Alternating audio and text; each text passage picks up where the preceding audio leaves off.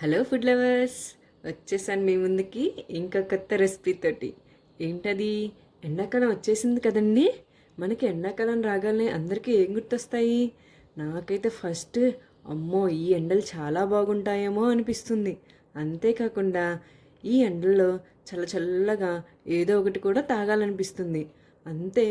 మరి ఈ సమ్మర్కి స్పెషల్ అయిన ఒక ఫ్రూట్ కూడా ఉంటుందండి. అది మీ అందరికి కూడా తెలిసే ఉంటుంది. మ్యాంగో.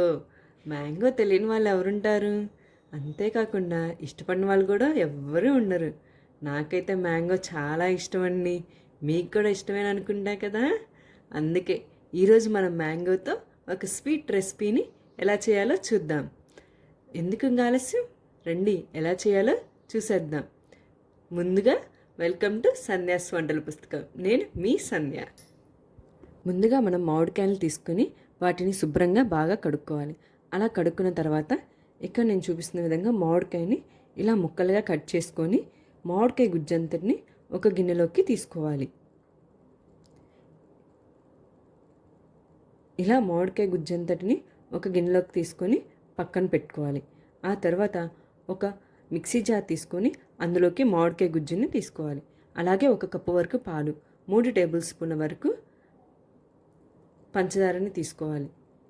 ఇలా వీటన్నిటిని తీసుకున్న తర్వాత మెత్తటి పేస్ట్ లాగా మిక్సీ వేసుకోవాలి. ఇక నేను చూపిస్తున్న విధంగా మెత్తటి పేస్ట్ లాగా మిక్సీ వేసుకొని పక్కన పెట్టేసుకోండి. ఒక గిన్నె తీసుకొని అందులోకి 2 టేబుల్ స్పూన్ల వరకు కస్టర్డ్ పౌడర్ని తీసుకోండి.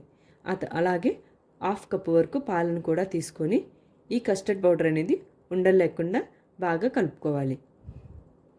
ఇలా ఉండలు లేకుండా కస్టర్డ్ పౌడర్ కలుపుకొని పక్కన పెట్టేసుకోండి.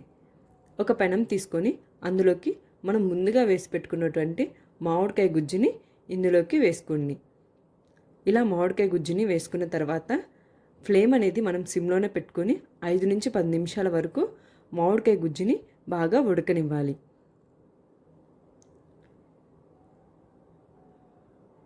ఇలా బాగా కలబెట్టుకుంటూ మనకి ఇలా నురగ వస్తూ ఉంటుంది. కాబట్టి మనం దగ్గరే ఉండి ఈ మామిడికాయ గుజ్జునంతా కలదిప్పుకుంటూ ఉండాలి. ఇలా మనకి ఎయిర్ బబుల్స్ లాగా ఫామ్ అయిన తర్వాత మనం ముందుగా కలిపెట్టుకున్నటువంటి కస్టర్డ్ పౌడర్ని ఇందులోకి యాడ్ చేసుకోండి. ఇలా మనం కస్టర్డ్ పౌడర్ యాడ్ చేసుకున్న తర్వాత మనకి మామిడికాయ గుజ్జు అనేది బాగా చిక్కబడుతుంది. ఇలా కలిదిప్పుకుంటూ ఉండాలి. మామిడికాయ గుజ్జు అనేది ఇక్కడ నేను చూపిస్తున్న విధంగా బాగా చిక్కబడితే ఇప్పుడు మనం స్టవ్ ఆఫ్ చేసుకొని పక్కన పెట్టుకొని చల్లారనివ్వాలి. ఇలా మామిడికాయ గుజ్జు చల్లారేలోపు మనం మళ్ళీ ఇంకొక పెనం తీసుకొని అందులోకి 3 టేబుల్ స్పూన్ల వరకు పంచదారని తీసుకోండి. 3 టేబుల్ స్పూన్ల వరకు వాటర్ని కూడా ఇందులోకి యాడ్ చేసుకొని పంచదార అంతా బాగా కరిగిపోయే విధంగా మనం కలబెట్టుకోవాలి. ఇలా కలబెట్టుకుంటూ మనం పంచదార అంతా బాగా కరిగిపోవాలి. మనకి ఇక్కడ పంచదార పాకం ఏమీ అవసరం లేదండి. మనకి పంచదార అంతా బాగా కరిగిపోయి ఒక 5 నిమిషాలు బాగా ఉడికిన తర్వాత ఇక్కడ నేను చూపిస్తున్న విధంగా వస్తుంది.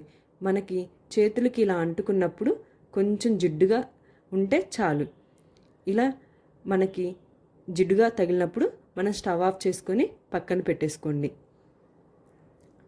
ఏదైనా ఒక బౌల్ ఇలాంటిది తీసుకొని అందులోకి మనం ఇందాకలు చేసుకున్నటువంటి పంచదార పాకాన్ని ఇందులోకి వేసుకొని అంతా స్ప్రెడ్ అయ్యే విధంగా కలుపుకోవాలి.